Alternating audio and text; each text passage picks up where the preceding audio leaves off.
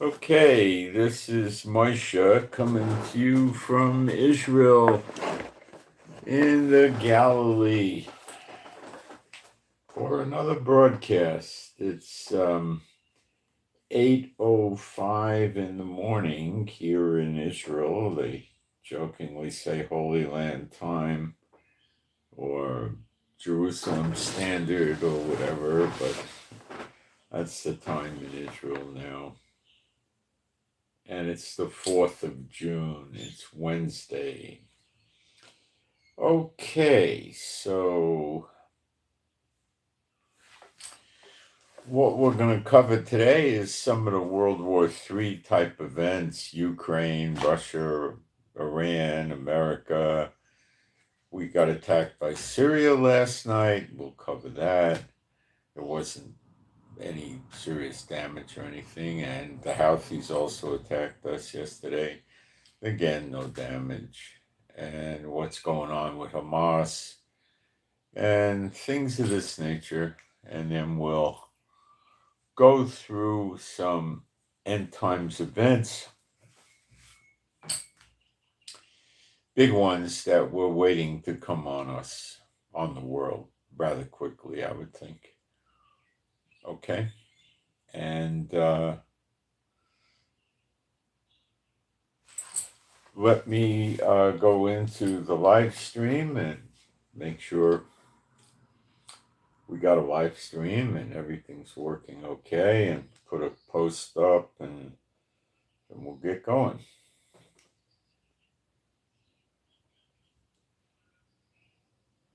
Looks like we're good. Let's check it. Put a post up, and we're good. And I have my faithful moderators in here. Thank you so much to the moderators. And I'm curious about that 62-year-old woman's court case.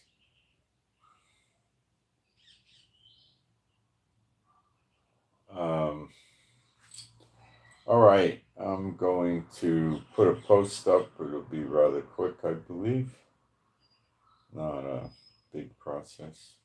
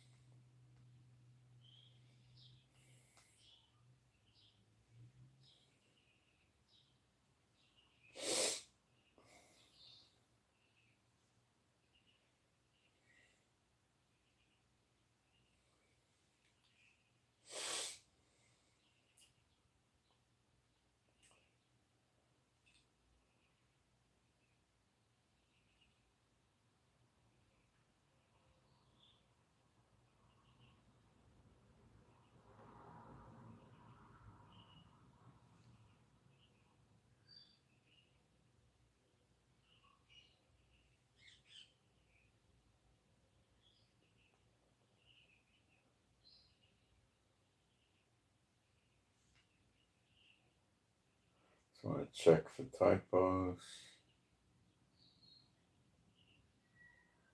And sadly, I got a typo.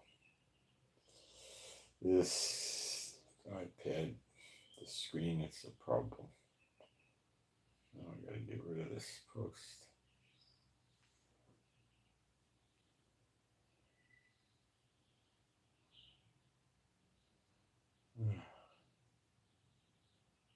All right. I gotta go back and do it again. Give me a minute. It was my fault. I didn't look carefully enough.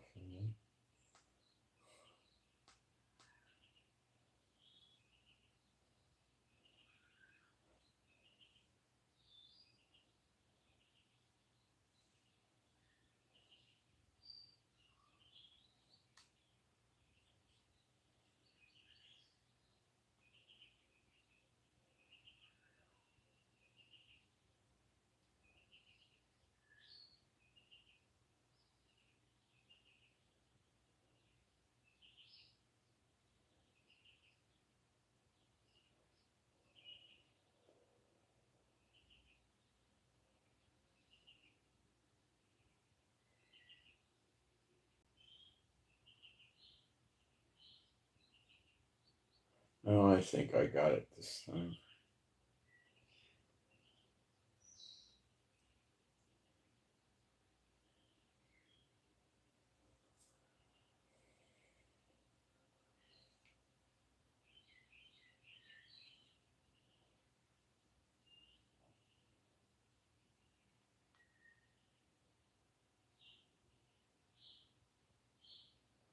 Nope.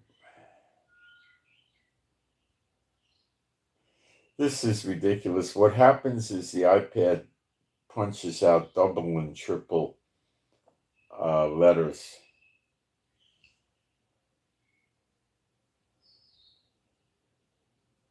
So it's just...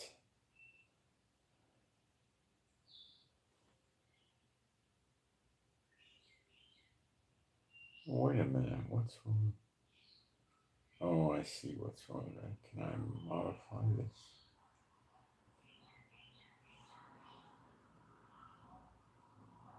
No. Last try and then I'll give up.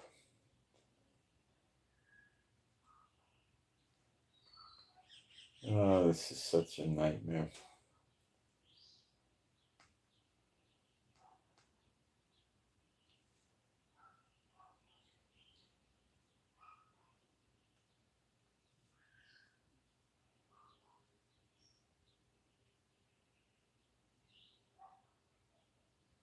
All right. Typo already. All right, I give up. Offering information is in the description box.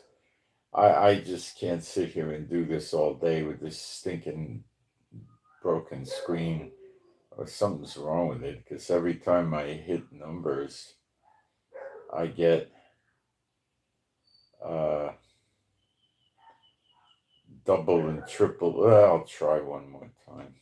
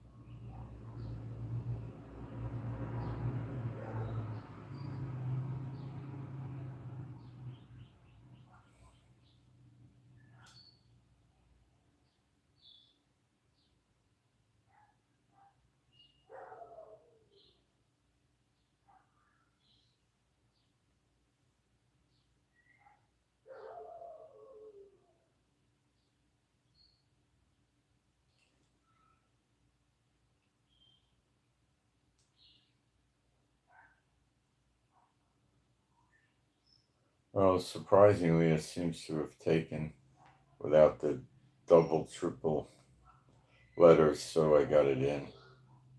Okay, being a Bible-believing site, I'm going to do some praise. There is no God like Jehovah. There is no God like Jehovah. There is no God like Jehovah. There is no God like Jehovah. There is no God like Jehovah. There is no God like Jehovah. There is no God like Jehovah. There is no Messiah like Yeshua. There is no Messiah like Yeshua. There is no Messiah like Yeshua. There is no Messiah like Yeshua. There is no Messiah like Yeshua. There is no Messiah like Yeshua. There is no Messiah like Yeshua. Okay, so one of the big events was Ukraine attacked the Kursk Bridge, which is an important bridge for Russia. Russia transports probably 80% of their military equipment supplies by train. They're one of the very few countries that still does this, but I think if you went to World War II, it was rather profound. A lot of countries were doing it. Trains are not that difficult to repair when they get bombed. It depends what they bomb. If there's a bridge over a river that's 400 meters long and they blow that up, well, it's going to take you months to fix it, if not years. But if it's a ground level track that gets blown up, you could fix it the same day. You get out there, you fill the hole, you take the debris away, you put new railroad ties down, you lay new track, you weld it and hammer it in place, and that's it.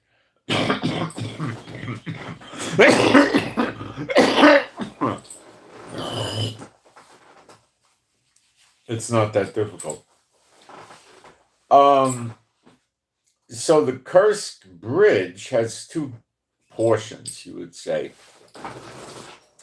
One is for automobiles and trucks, and that was really not significantly damaged.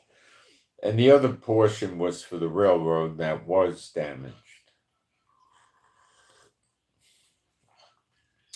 What apparently the Ukrainians did was they had an underwater drone that had a heavy explosive. I think it was 1,100 kilos.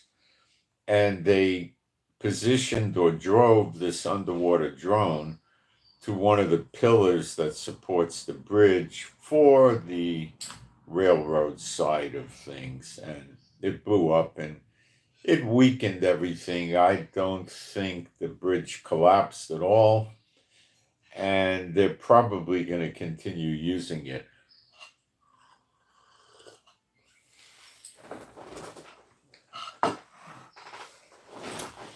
The attack was not a failure on the part of Ukraine because it did accomplish significant damage.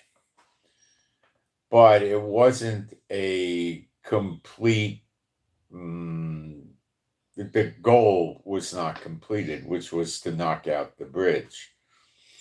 So Ukraine may go back and try to reattack it.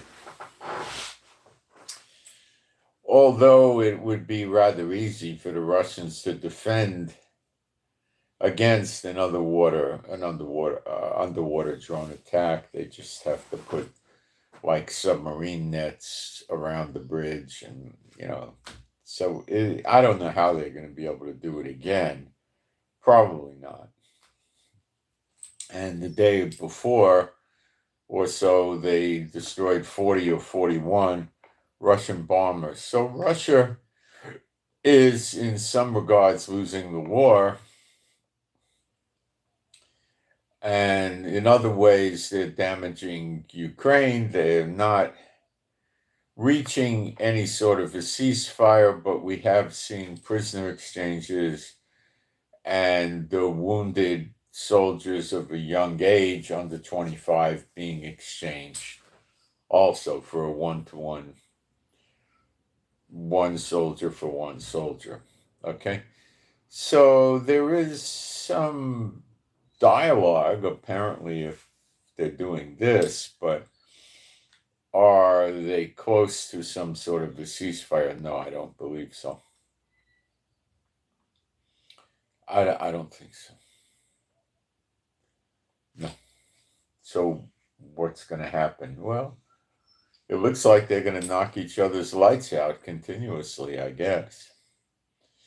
Now, there are people that are selling prepper supplies and trying to scare you, saying that Russia has no choice but to attack NATO. Well, come on, guys. Russia can hardly handle Ukraine.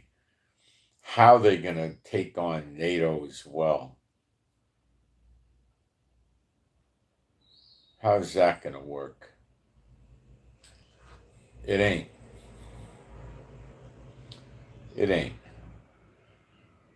NATO would rather just see Russia continue to lose tanks, trucks, bridges, oil refineries, ports, warships, soldiers, ammo, supplies, and aircraft.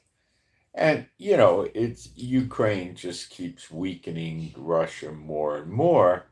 And that makes the threat level of Russia to Europe and NATO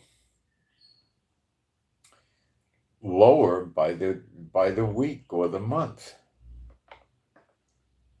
Right now, I don't think the NATO countries are very worried about an attack from Russia. I don't think they see it as anything viable. I think this is the last thing Russia needs. Russia hasn't even deployed Belarus actively against Ukraine.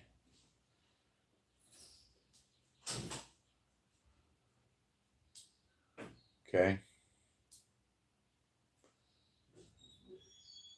If we see anything coming from Russia, it would likely be an attack on the daughter of Babylon, America, along with the other countries that hate America, specifically North Korea, China, Iran, Russia, Cuba, Venezuela, and others. Belarus would be one of them. Probably Iraq would be another one of them. You know. And that's Russia's salvation, not starting up with the Baltic countries or Poland or Romania. That is just going to wear Russia down more severely, seriously, and quickly, and cause more Russian territory to be taken over by Ukraine and perhaps other countries. So, no. Will they get rid of Putin in Russia? I don't know. I don't know.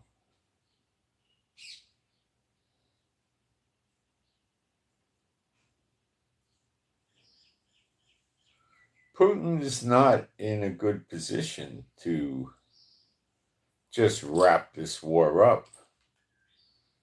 He got to come back showing some victory of some sort.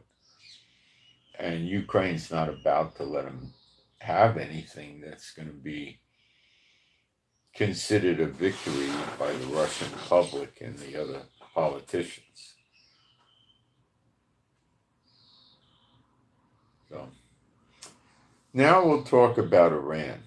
Now, you're hearing people talk about, oh, Iran could do some limited nuclear material. Yet the White House said that that you're getting fake news and Iran is not going to have anything. They're not making any nuclear material at all. They're not making nothing. Remember, the 200 congressmen in America wrote a letter to Trump and said, we will take nothing less than the dismantling of all their nuclear facilities, which will be a witnessed dismantling. In other words, American boots on the ground will be there with video cameras watching and verifying the destruction and dismantling of the Iranian nuclear facilities. Trump is also not going to just, okay, Iran says, yeah, we'll dismantle our nuclear facilities. By the way, give us our billions of dollars back, or we're not going to go ahead with it. And then Trump's going to say, oh, yeah, here's your money. No, Trump is saying, down the road, when we see your seriousness, essentially, we'll release the sanctions and let you have your money back. So he is actually, in the final analysis, he's playing hardball with Iran if he really intends to go through with this. Now, I want to tell you a couple of things. Number one, the nuclear treaty could break down completely between Trump and Iran, which I would say it just about has already. And Trump may not attack Iran. Okay? I don't know how he's going to talk his way out of this with his big mouth, but, he may just not attack Iran. But then on the other hand, he might. And on the other hand, Iran may do a preemptive attack with sleeper agents in America or otherwise. Iran is telling Israel, you better not attack our nuclear facilities or the Iranian boogeyman's going to come get you, Not literally, but that's what they mean. We'll get you. So Iran is just scared and trying to threaten Israel. Netanyahu was in court yesterday. He actually was testifying. He was telling the court that this whole case all this stuff is just nonsense against him, which I don't think very many people believe. I don't know when he's scheduled to go back to court again, but we might have a overthrow of Netanyahu in Israel, not violently, peacefully.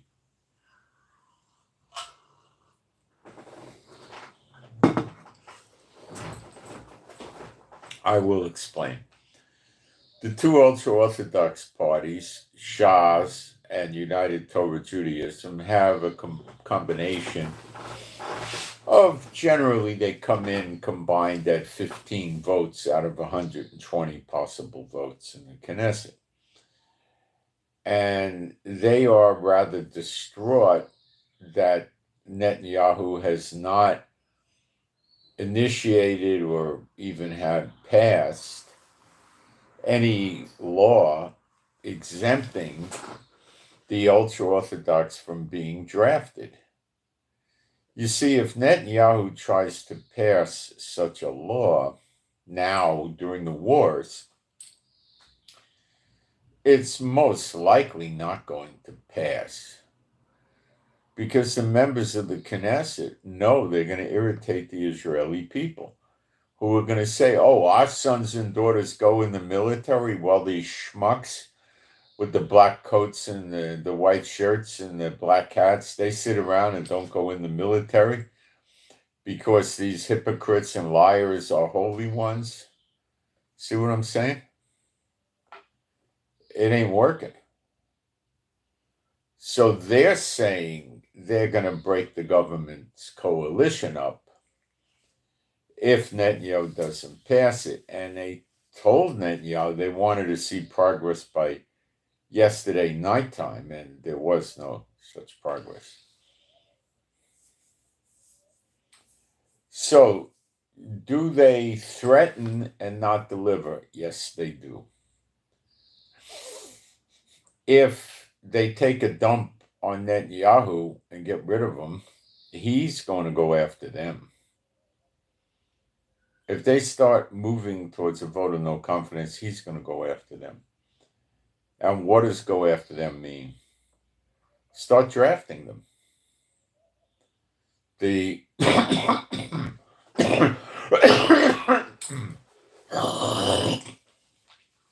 the Attorney General already put Netanyahu on notice a long time ago. Why the heck are you not drafting these people?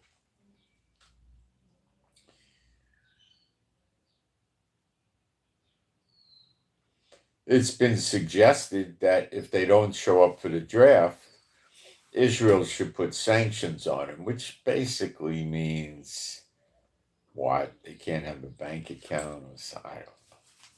Most of them don't work. It's not that significant. They'll just bank through somebody else. I don't think Israel will do that. I'm not expecting it.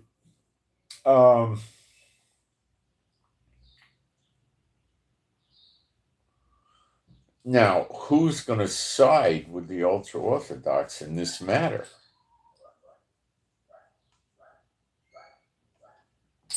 That's the situation. See, the right wing, Smotrich and Ben-Gvir, who together have about 15 votes also, are not seriously interested in the ultra-Orthodox not going in the army because they're ultra-Orthodox.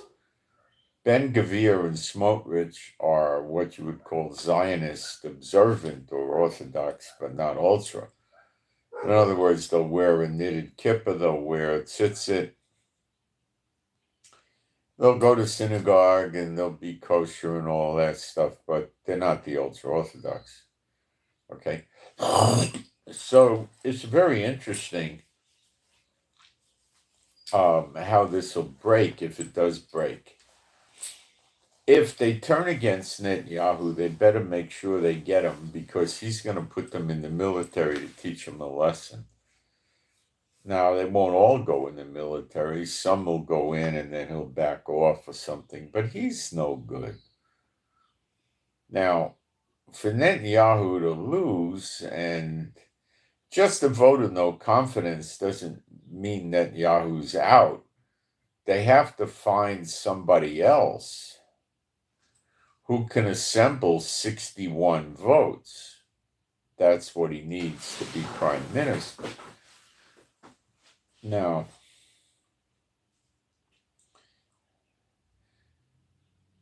I don't know the mechanics they're going to use on this, but since we're in a wartime mode, the mechanics would likely be a very quick, a day or two, in other words, a vote of no confidence, and then a day or two later, they would try to get the Knesset to vote and see if somebody can come up with enough votes to become prime minister.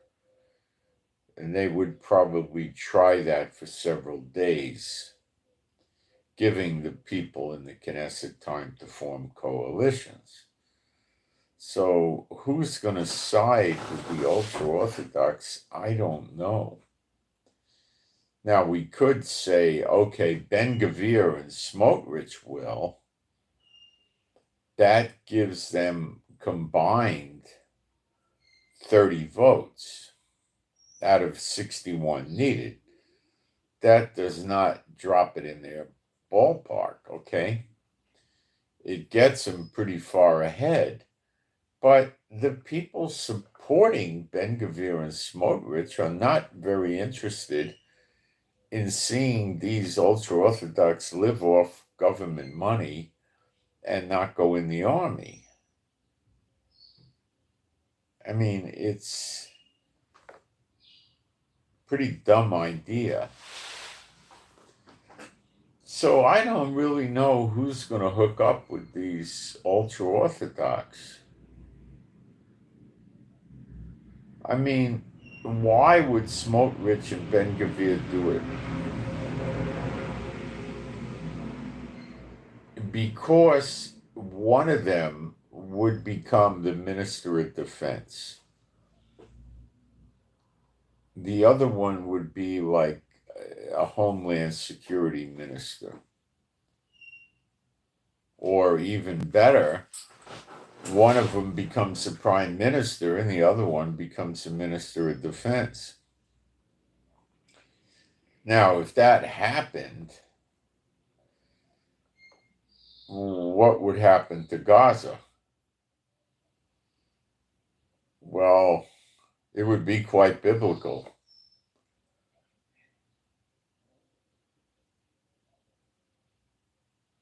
Israel would start getting the land back, which I'm not thinking is going to happen.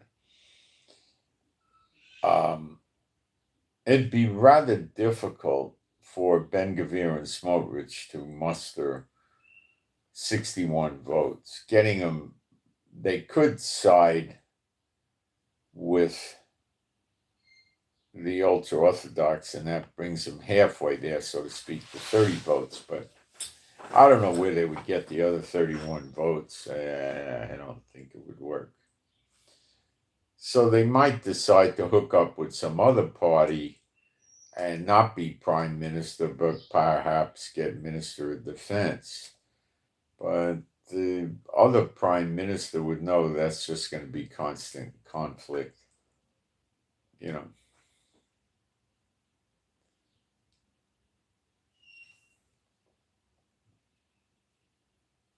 So what we're doing now is we're waiting to see if the ultra-Orthodox try to break the coalition with Netanyahu. And I think they're not going to, because they don't have another way to go. I don't think they got a way to go. They got to just keep sitting there and trying to nurture Netanyahu to do something, exempting them from the draft, which Netanyahu can't do during the war. I don't think. People are not in the mood for that. So the Houthis are still attacking every day, and Netanyahu isn't doing anything to shut them down. Of course, I don't think he has the capability to shut them down, nor did America. Now, the Harry Truman aircraft carrier did show up back in America, and reports are that the ship was damaged. That's what I've been telling you. It was taking damage. The aircraft carriers generally pull into the port, and people can see it. They're not trying to keep it a secret, so it has damage on it. It wasn't significant enough that they couldn't cross the ocean and come home, but damage is damage. That's why Trump gave it up with the Houthis, because he figured he was going to start losing American warships, which would be terrible for him, politically, it'd be horrible.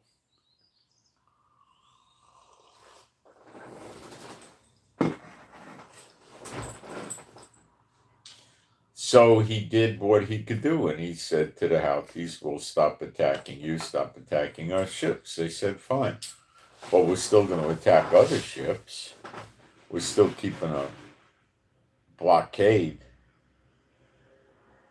going after Israel and that kind of thing. So some group in Syria yesterday fired some missiles into the Golan Heights. I think 2. They didn't accomplish anything serious. Nobody got hurt. I don't think they got property damage. And then afterwards, Israel started bombing military targets like weapons in Syria, telling the Giuliani, the leader of the new Syrian government, that he's responsible for anything like this that happens. And we haven't heard much coming out of Giuliani. So I don't know where this is going. Probably nowhere. The Iranian foreign minister showed up in Beirut and was, trying to talk about, the Zionists are going to be dead and, all this nonsense. And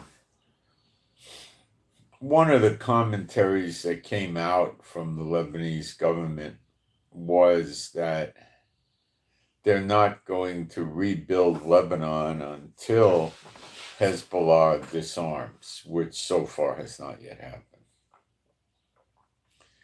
The reason is if they start to rebuild with Hezbollah still armed, they'll attempt to attack Israel sooner or later, and then there'll be more destruction. So what's the point of rebuilding and then a month or 2 later having to rebuild it again?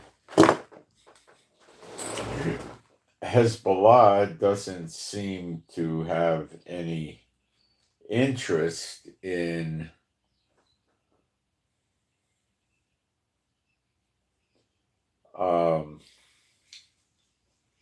disarming, and we keep attacking them several days a week, weapons and targeted assassinations.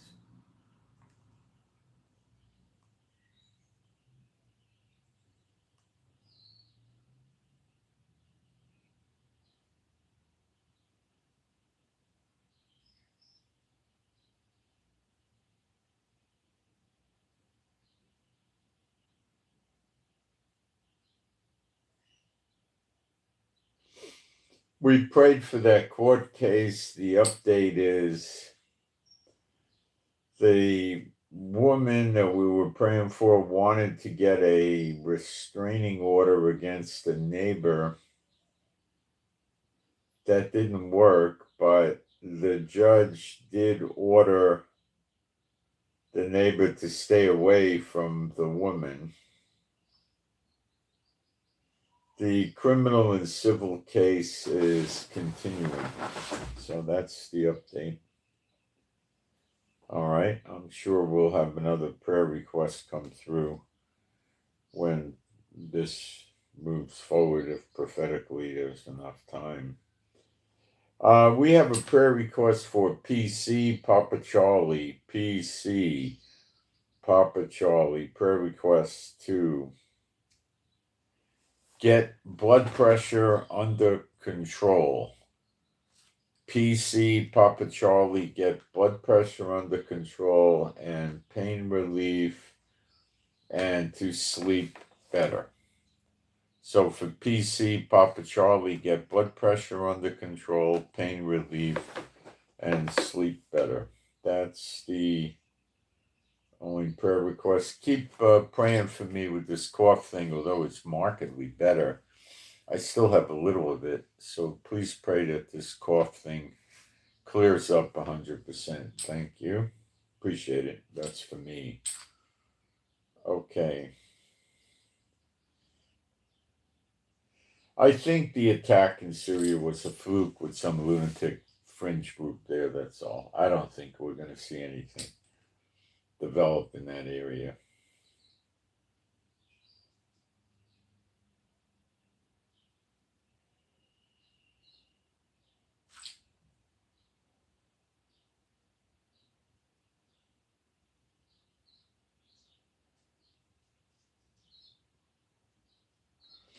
Very unusual event in America. The attorney generals of Washington, Oregon, and California have announced that they're all united against Trump. Now, what does that mean? I don't know. What can they really do against Trump or to Trump? Or I don't think a lot. They could take action on the state level against Trump's policies and procedures, which they do anyway. Like Trump could loosen up federal gun laws and then they just tighten up state gun laws, stuff like that. I don't know. It's not a good sign for America because you've got California is 42 million or something, and then you've got Oregon and Washington, so you probably got 60 million people or something like that uniting against Trump, ruler against ruler. The attorney generals are rulers in a way, but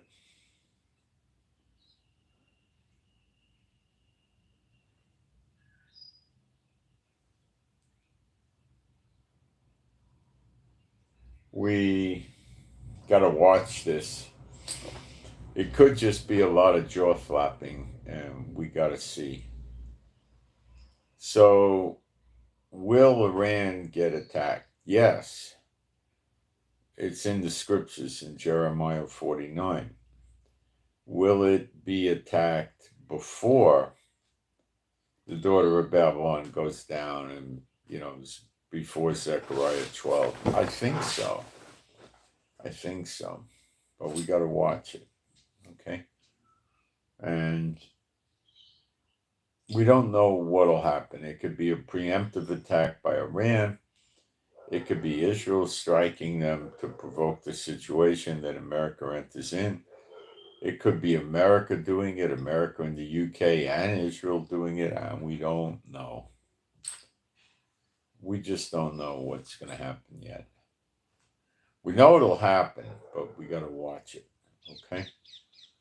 And Israel will attack Yemen, but is it before Zechariah 12 or after?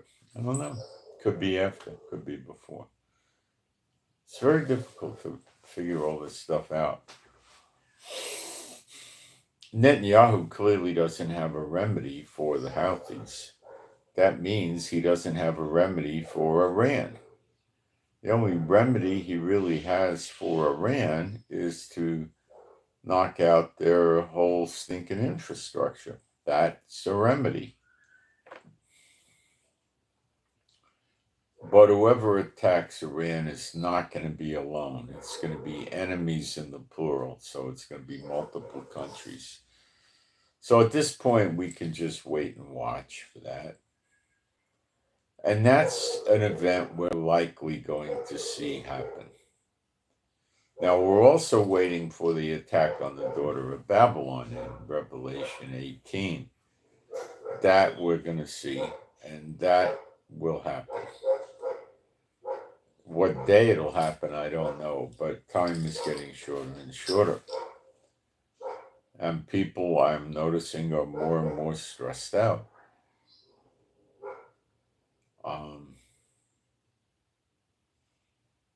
Just got to hang on.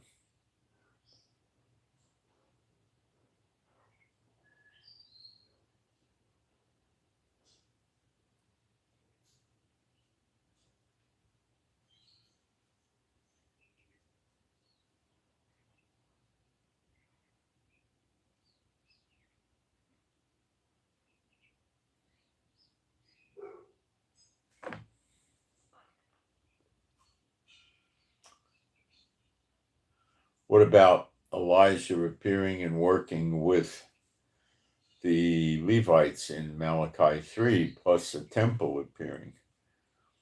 I'm rather sure we're going to see that likely before Zechariah 12. I don't think we're going to see that after Zechariah 12. I think that is going to bring on the blessings of the law, and then we're going to see Zechariah 12. That's the way I'm seeing it. The Lord's not giving me a lot of encouragement, or I don't know the right word, not giving me a lot of things to cover in the live streams like he used to, where I would go for 2.5 hours, 3 hours, 2 hours. No, it's becoming more abbreviated. I'm beginning to think he may be trying to wean some of you off of the broadcast because they may not continue much longer for a lot of reasons. It may be my time for boots on the ground. It could be there's no internet, the wars, and I don't know. I don't know. We might have internet and you might not have internet. I don't know.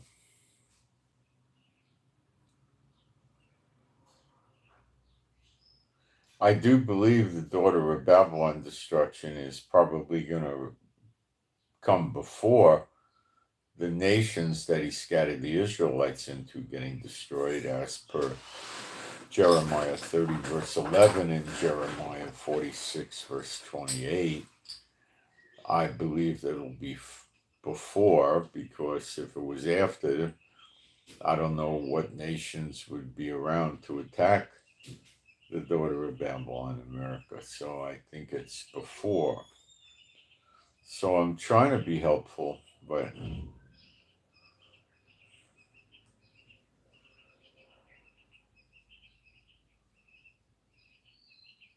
I think he destroys the nations. I know we talk about World War III watch, and there's definitely fighting. Israel's fighting, Ukraine and Russia are fighting, Iran and Pakistan were fighting, now they're not.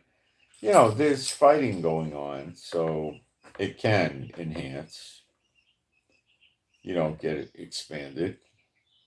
But I think the ultimate destruction of the nations is going to come from Jehovah, not from one nation attacking another nation.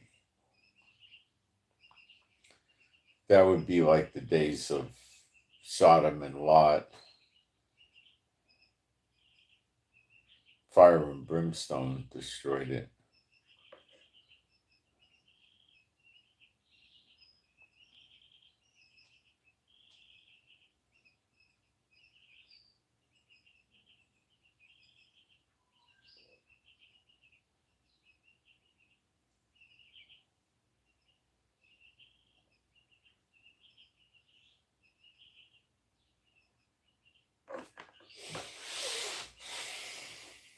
I could take questions if anybody has questions.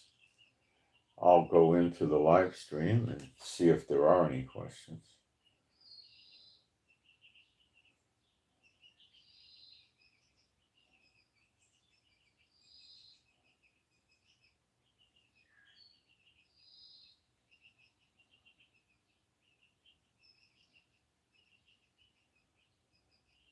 You've got to be strong, and you've got to just plod on, and it'll come. It'll be a surprise. It'll just, all these end times events will just start showing up.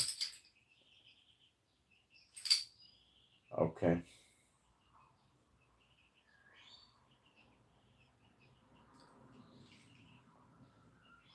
And we just got to wait for it.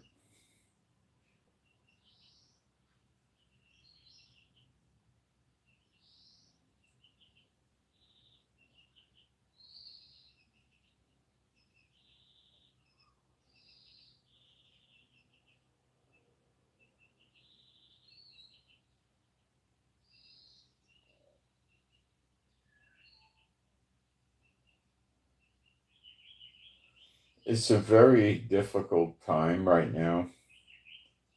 Those that wait on the Lord shall not be disappointed. And that's a reality.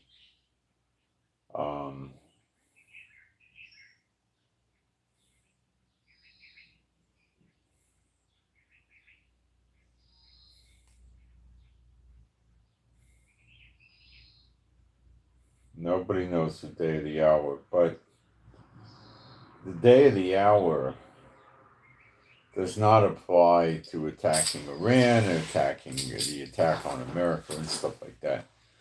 It concerns itself with the appearing in the clouds of the sign of the Son of Man. And that we don't know the day of the hour of. But there's going to be other events that will probably precede that. But again, lots of things will probably start popping off at the same time and will create a lot of confusion and chaos in the world. Not that I believe you all will be in confusion or chaos, anything but you'll understand the pieces coming together, but the world won't.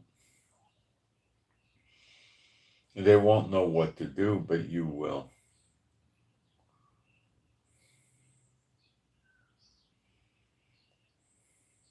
That's that.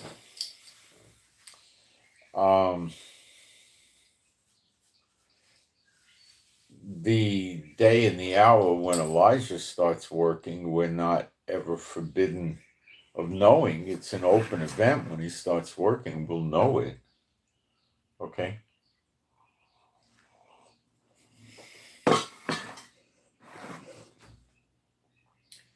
The time frame from when Elijah starts working in Malachi 3 and the destruction of the enemies in the siege against Judah and Jerusalem in Zechariah 12:6, the time difference between that, we don't know.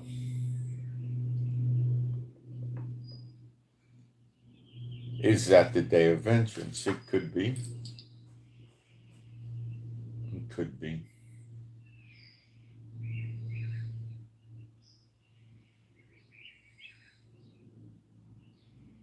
Okay. So we've come on a long journey we don't want to give up. And you just want to hang on and wait and wait and wait until it comes. And there's a lot of people probably that are going to give up and just throw the towel in and say, oh, this is never going to happen or whatever. Get mad at the Lord or I don't know. But I suspect you guys will, for the most part, hang on, if not all of you. I hope you all hang on.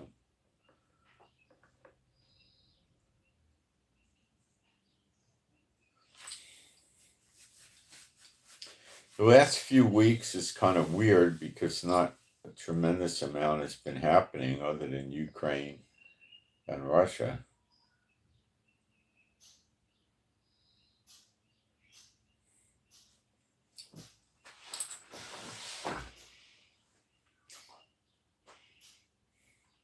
We don't see the Israeli government active in Zechariah 12. We don't see them active at all.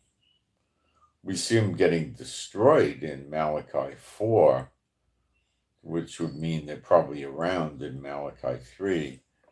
So it's very hard to figure out when they get it, which is Ezekiel chapter 34 details it. And you have Zechariah 13, verses 8 and 9, 2/3 get cut off and die. And that is the evil, wicked ones here, of which there's no shortage. And this should result in a lot of empty houses here, when you think about it.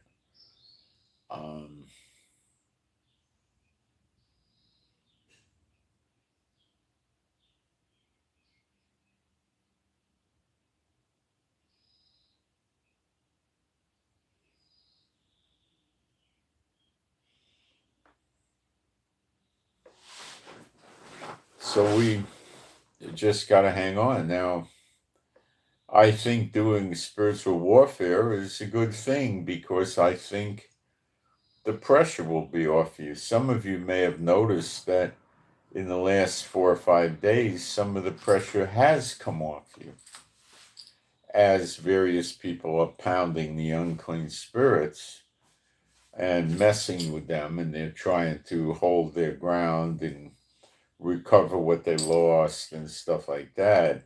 And they can't do everything. They're not gods.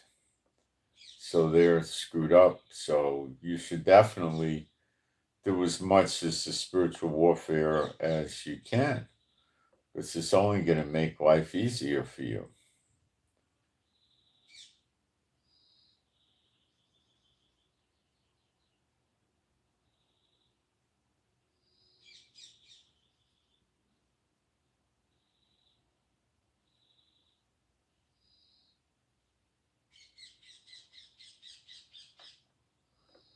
So basically, here we are waiting. We know it's coming. We see the signs, we know the scriptures, and we're waiting for it to happen. And those that wait on the Lord will not be disappointed. It'll be fantastic. And it's been a long wait. I'm the first one to tell you that. It's been long. In the greater scheme of things, no, it's been rather short. But for the way we view things and the way we're all busted up physically and all the mental pressure with friends and family and money and all this other stuff, it's hard. It's hard. It's hard. And we all want it to just be over, but we don't know all the things that Jehovah is doing at the same time. We don't see all that. All we see is our own perspective. So he's doing a really massive work here, huge. And I imagine it's rather complicated, and we have to just go with his timing. What other choice do you have? You're not going to get him to change the timing. So we just got to go with it. That's it.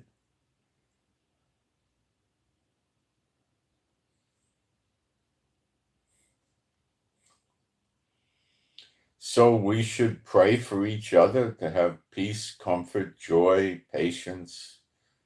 That'd be a good thing. And that we just rest in the Lord while this runs its course, and it'll be over soon enough. It will be. Okay?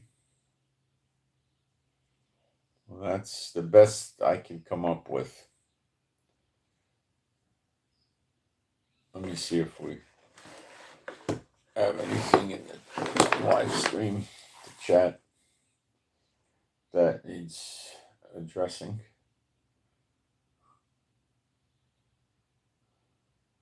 Pray that the videos I'm making or the live streams get circulated to the right people, because I think they're trying to cut off. What happened here? I don't know. I think they're trying to cut off the circulation of the live streams.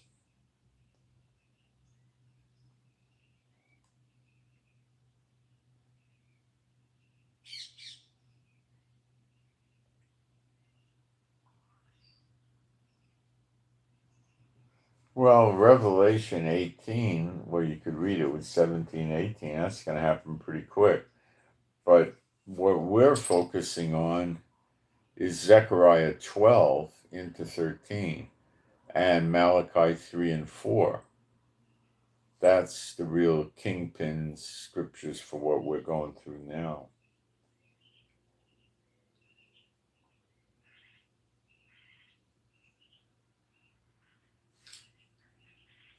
And Gaza's going to get pretty much wiped out, except some are going to come to the Lord. Probably they were forced conversions.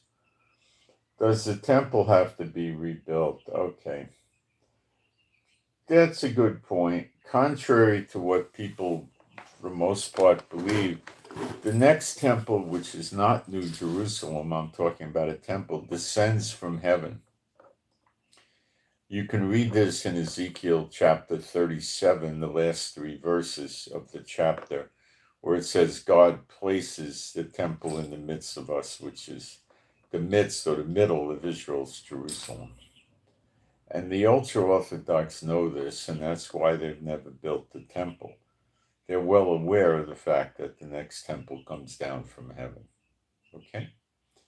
And that's why they've never built it. And there is nobody building a temple right now.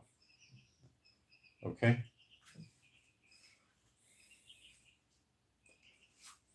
Now, you also need to know there's already been 3 temples.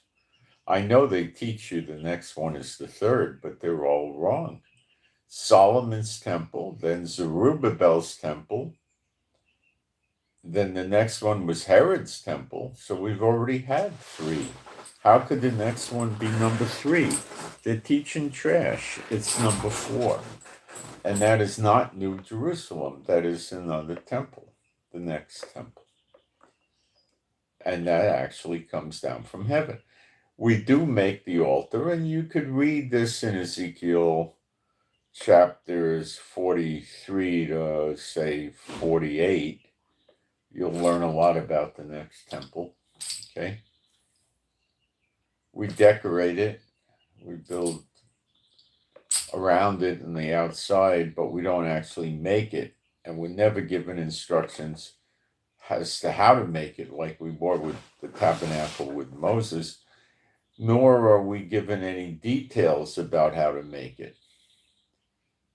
Okay, so we wouldn't know what color the wood is on the door or the floor or the wall, or, we don't have all these details. And that's brought out rather plainly in Ezekiel 43. So it's quite apparent we don't make this next temple. It's the house not made with human hands. And the glory of God of Israel resides in this temple. That's who was with Moses and Aaron and the children of Israel in the wilderness. It's Michael. and he resides in this temple. And if you read Ezekiel 45, you read of what's called the anointed prince. This would be from the line of David, because David never lacks a man to sit on the throne. Yeshua is not yet on the throne, so this anointed prince will be on the throne and does sacrifices and offerings as clearly delineated in Ezekiel 45. So that'll bring you up to speed more and more on the temple, okay? Which is not New Jerusalem. It says, I believe in Revelation 21, there is no temple in New Jerusalem. In New Jerusalem, there are no more sacrifices, oblations, and stuff like that. But before we get into New Jerusalem, there are. Okay? Yeshua is the high priest in the order of Melchizedek, and he has no reason to do sacrifices anymore. When he returns to earth with New Jerusalem, that takes effect. It's not in effect now, although they teach it is. It's not. It's incorrect teaching. And so I know it's hard, and it's hard for me, it's hard for everybody. And this is all we can do is wait. Now, we may not see the world be destroyed by wars. We may see it happen from Jehovah, burning them up and doing storms and all kinds of things. He may wreck the nations of the world that way. So the wars may, remember it says wars and rumors of wars, and we've had wars and we have rumors of wars, and that might be it. We may not have big, devastating wars. It's going to come from Jehovah, so the world knows Jehovah destroyed these nations, so people don't go off thinking, oh, the nations destroyed each other. That's not the purpose. Just like he's going to redeem Israel, he's going to give Israel the victory, and it's going to be rather apparent that he did it, that Jehovah did it, not that the military of Israel or the government of Israel did it. That's not going to be the case. When the two witnesses burn the enemies up, it's going to be rather apparent that that wasn't the IDF or, it's God doing it. It's a very supernatural event.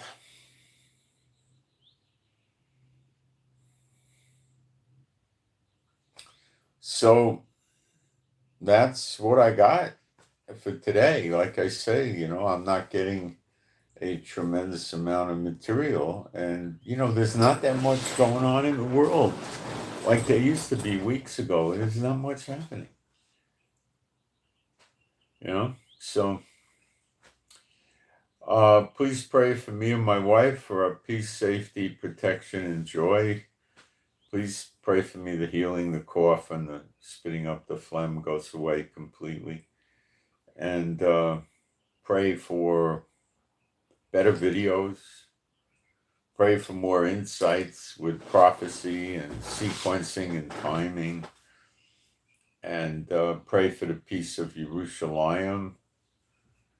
And that's the only city in the world named after Jehovah. Yerushalayim. Yah. Get it? And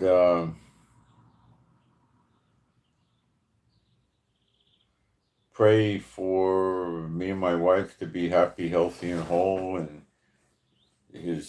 with strength, stamina, endurance, and our animals and pets be happy, healthy, and whole. They're all rescues. And pray for all the believers to be strong in the Lord right now. They need to be. They need to be strong in the Lord. These are trying times. We know stuff's coming, but we don't know what day or hour. But we do know it's coming. So it's not a simple thing. We also know the dry bones are coming to live back in Israel. You know, we also know in 1 Thessalonians 4, when Jehovah comes down to earth after the millennium is over, the dead are going to rise and go up to heaven. And that doesn't happen with Zechariah 12 and that kind of thing. Now, the dry bones are the slain of Israel. They will come to Israel, but that's them coming to Israel from the pit. That's not anybody rising up on the clouds to go to heaven. You got to understand these differences, okay? All right, so I basically I don't have more, but you can pray, for that. Maybe the Lord will give me more, but we're not so much in needing to be told what's going to happen. We know that. We're more or less waiting for it to happen. So I send my shalom to all those who love Yeshua HaMashiach. And I'm out. And you can write me with questions in the description box. At the very bottom of it, I have my email address, israelgiving with the number 7 at gmail.com. And if you need prayer, let me know. If you want to ask questions, you could ask questions. And I'm out. Okay, thank you.